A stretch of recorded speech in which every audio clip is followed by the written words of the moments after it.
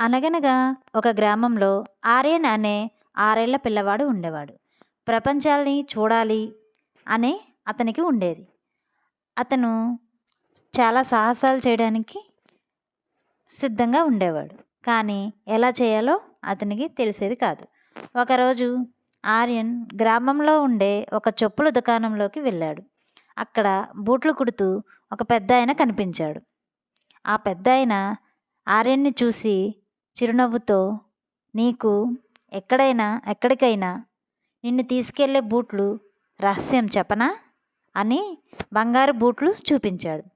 ఆర్యన్ కళ్ళు మెరిశాయి. ఆర్యన్ బంగారు బూట్లు వేసుకొని వెంటనే తన గ్రామం మీదుగా ఎగురుతూ పక్షిలాగా ఎగురుతూనే ఉన్నాడు.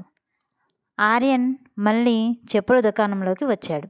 అప్పుడు ఆ పెద్దాయన, ఈ బూట్లు నీకే, సాహసాలు చేయగలిగేవాడు దీన్ని సొంతం చేసుకుంటారు, అది నువ్వే అన్నాడు. అప్పుడు ఆర్యన్ చాలా సంతోషంగా ఆ బూట్లను తీసుకున్నాడు.